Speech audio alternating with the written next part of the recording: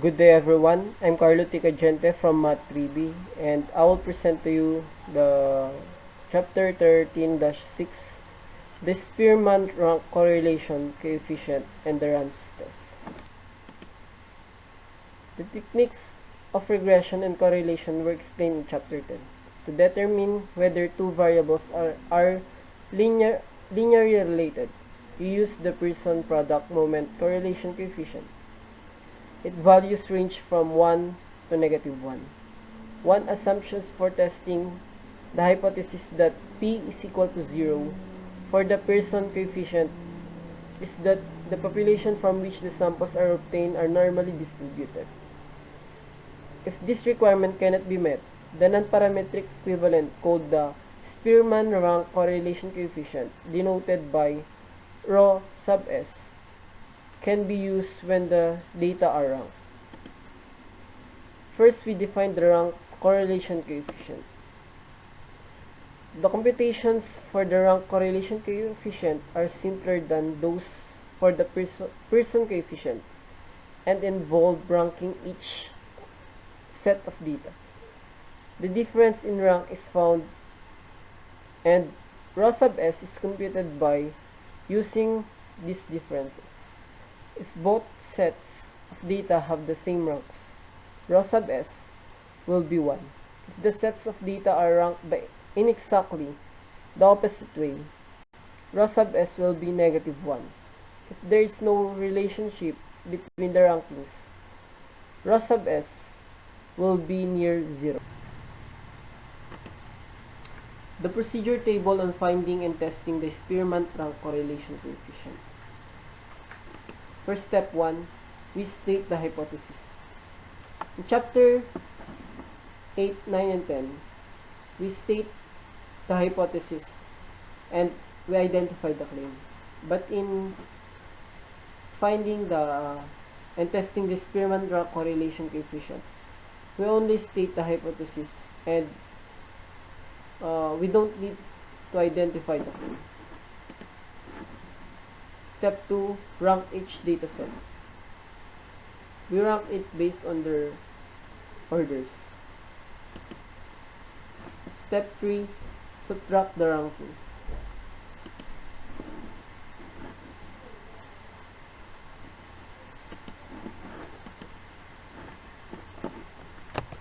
Step 4, we square the differences.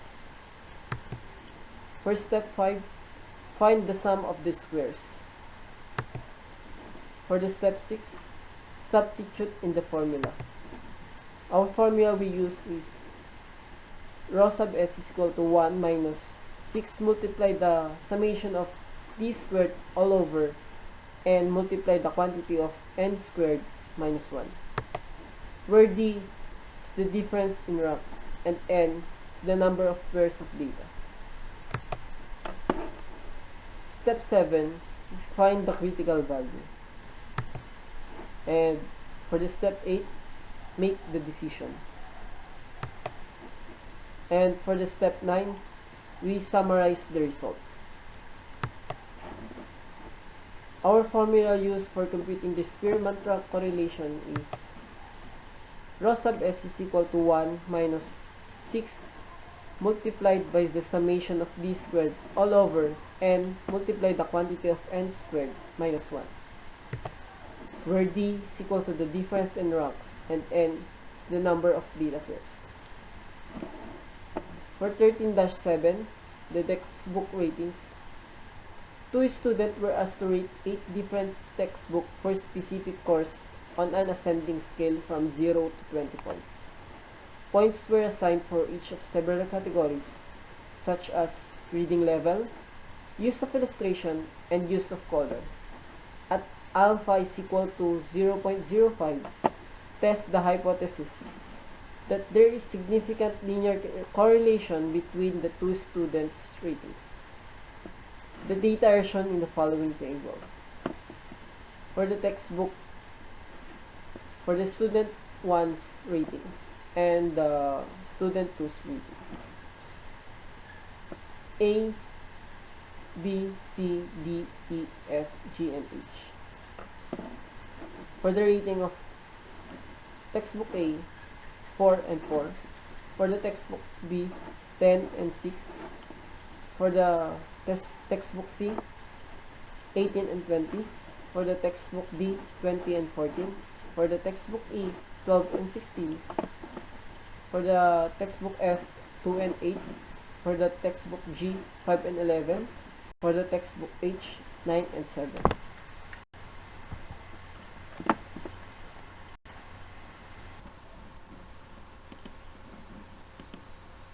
For our solution, we have step 1, state the hypothesis. Our null hypothesis is P is equal to 0, and our alternative hypothesis is P is not equal to 0. We have step 2, find the critical value. We have n is equal to 8 and alpha is equal to 0.05, which is using table L to find the value for n is equal to 8 and alpha is equal to 0.05. It is 0.738. Step 3, find the test value. First, we rank each dataset. For textbook, the student 1 and the student 1 rank, the student 2 and the student 2 rank. For A, textbook A to H, we have 4 and 10, 18, 20, 12, 2, 5, and 9, which is give us 20 rank 1, then next is 18, which is rank 2, then we have 12, which is rank 3, then 10, which is rank 4, 9, which is rank 5, 5, which is rank 6, 4, which is rank 7, and 2, which is rank 8. For the student 2, we have 20, rank 1, then followed by 16, which is rank 2, and then followed by 14, which is rank 3, then followed by 11, which is rank 4, and followed by 8, which is rank 5, and followed by 7, which is rank 6, and lastly 4, which is rank 8.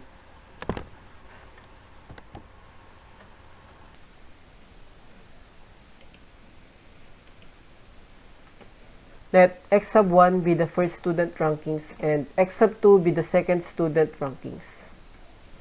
For x sub 1, we have 7, 4, 2, 1, 3, 8, 6, and 5. For the student x sub 2, 8, 7, 1, 3, 2, 5, 4, and 6. For step B, subtract the rankings. D is equal to x sub 1 minus x sub 2. And we have 7 minus 8 is equal to negative 1. 4 minus 7 is equal to negative 3. 2 minus 1 is equal to 1. 1 minus 3 is equal to negative 2. 3 minus 2 is equal to 1. 8 minus 5 is equal to 3. 6 minus 4 is equal to 2. And 5 minus 6 is equal to negative 2. For step C, square the differences. If we square this D is equal to 1 square, negative 1 squared is equal to 1, negative 3 squared is equal to 9, negative 1 squared is equal to 1, and negative 2 squared is equal to 4, and 1 squared is equal to 1, and 3 squared is equal to 9, and 2 squared is equal to 4. Lastly, negative 1 squared is equal to 1. For step D, find the sum of the squares 1 plus 9 plus 1 plus 4 plus 1 plus 9 plus 4 plus 1 is equal to 30. Step E, substitute in the formula. Rho sub S is equal to 1 minus 6 multiplied by the summation of D squared all over n multiplied by n squared minus 1. Where n is the number of data pairs and R or rho sub S is equal to 1 multiply the 6 and our D squared is equal to 30 and the number of data pairs equal to 8 and 8 multiplied by 8 squared minus 1. We have 1 minus 180 all over 504. And we have the rho sub S is equal to 0.643. For step 4, make the decision. Do not reject the null hypothesis since rho sub S is equal to 0.643, which is less than the critical value of 0.738. Step 5, sums. There is enough evidence to say that there is a correlation between the rankings of two students.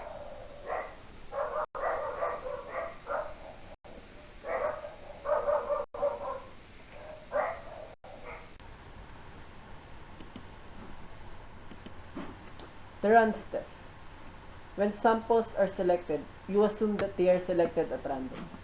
How do you know if the data obtained from a sample are truly random?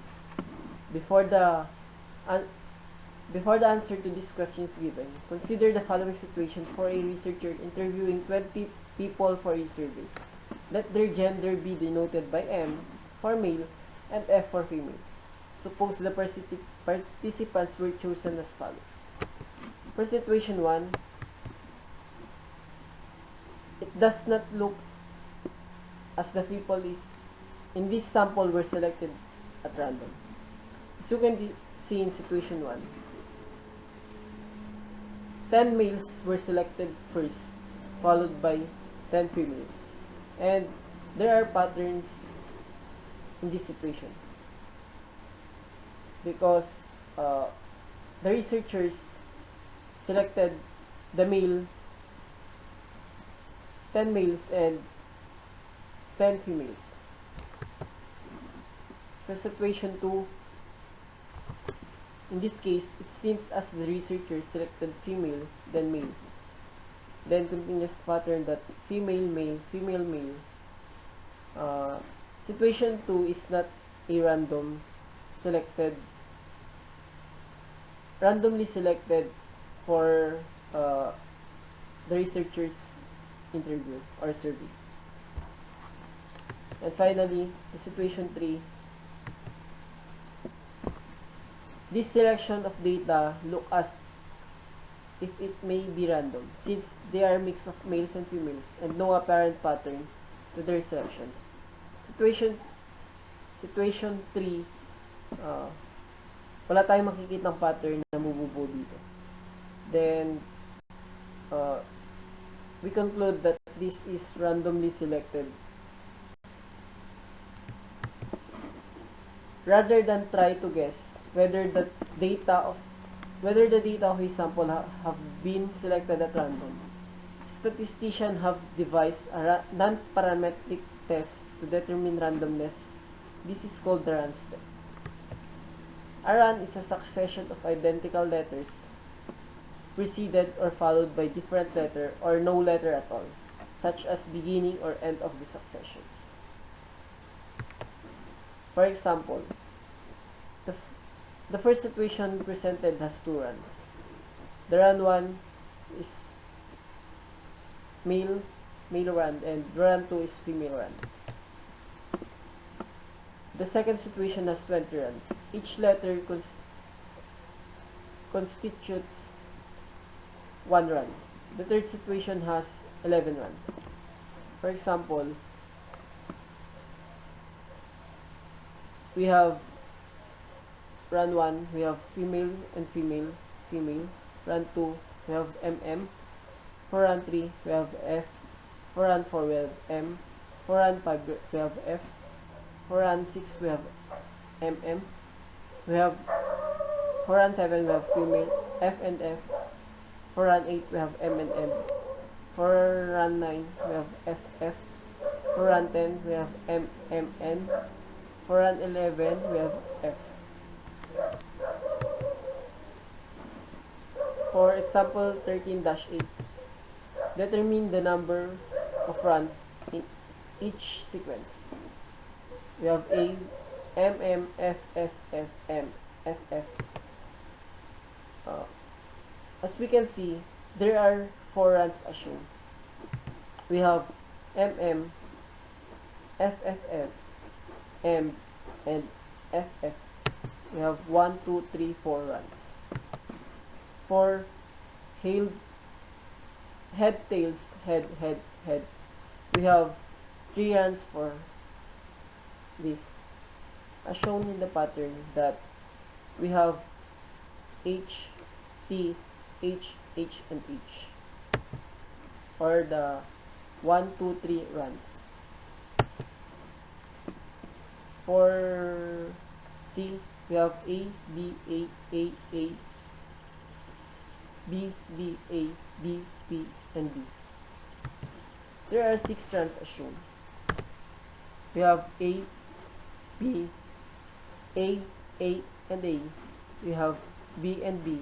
We have A, and we have B, B, and B. Or the 6 runs in total. Procedure table for the runs test. Step 1. State the hypothesis and identify the claim. Step 2. Find the number of runs. Note that when the data are numerical, find the median, then compare each data value with the median and classify it as above or below the median. Other methods such as add even can also be used.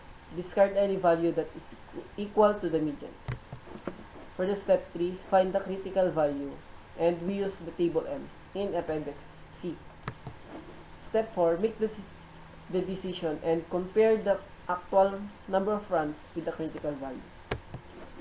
And step 5, summarize the result. For 13-9, we have the gender of train passengers. On a commuter train, the conductor wishes to see whether the passenger entered the train at random.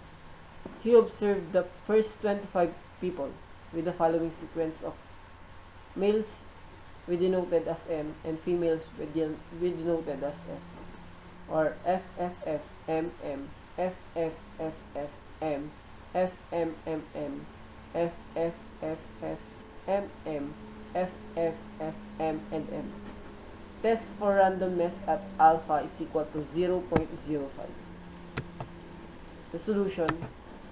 Step 1. State the hypothesis and identify the claim. Our null hypothesis is the passenger board the train at random according to the gender. That's our claim. And for the alternative hypothesis, the null hypothesis is not true. Step 2. Find the number of runs. First, we arrange the letters according to runs of males and females shown. We have the run and the gender. We have, for the first run, we have F, F and F. For the second run, we have M and M. For the third run, we have F, F, F, and F. For this third run. For the fourth run, we have M. For the fifth run, we have F. For the sixth, we have M, M, and M.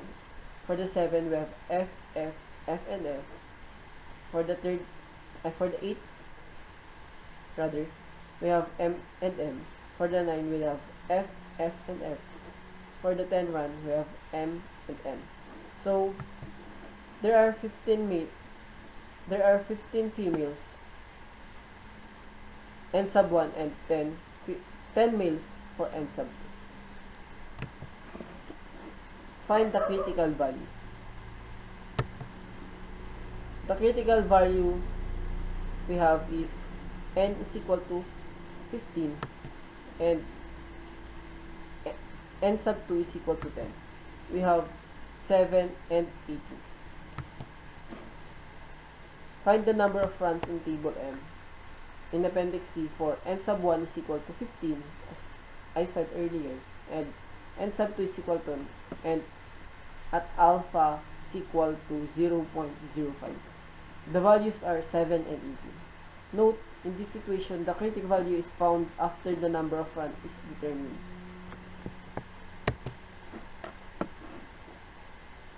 For step 4, make the decision.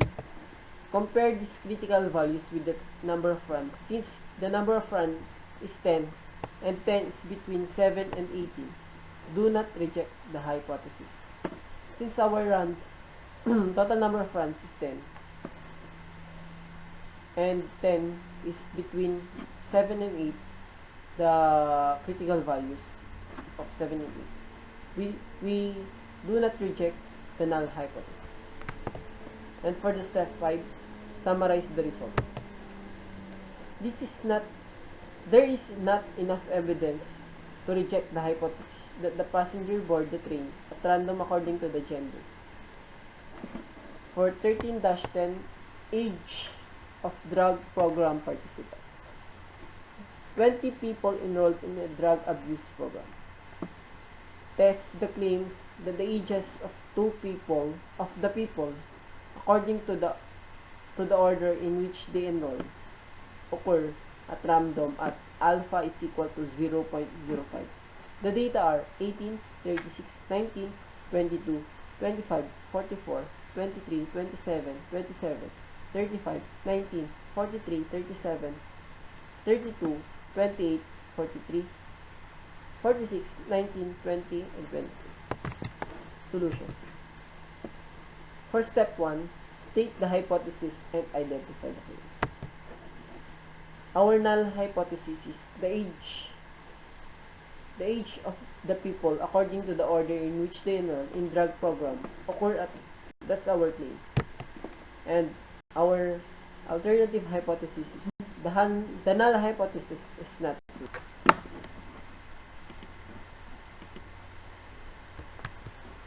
Step 2, find the number of runs. For step 2a, find the median of the data. Arrange the data in ascending order. So, if we arrange the data in ascending order, we get 18, 19, 19, 19, 20, 22, 22, 23, 25, 27, 27, 28, 32, 35, 36, 37, 43, 43, 44, and 46. We have the median is 27. B. Replace each number in the original sequence with A if it is above the median and with B with AB if it's below the median.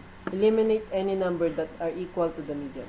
We have B, A, B, B, B, A, B, A, B, A, A, A, A, A, A, B, B, and B. For the step 2C, arrange the letters according to the runs.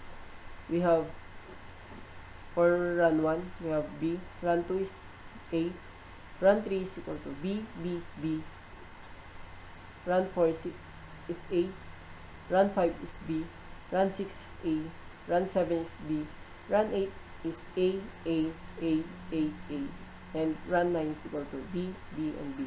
There are 9 runs in this question. For step 3, find the critical value. Table M shows that with n sub 1 is equal to 9 and n sub 2 is equal to 9 for A or alpha is equal to 0.05. We have, for our n sub 1, we have 9, and for our n sub 2, we have also 9. The number of runs should be between 5 and 15. Make the decision. Since there are 9 runs and 9 falls between 5 and 15, the null hypothesis is not rejected. For step 5, summarize the results. There is not enough evidence to reject the hypothesis that the age of the people who enroll occur at random. And I'm Carlo Ticagente. Thank you for watching.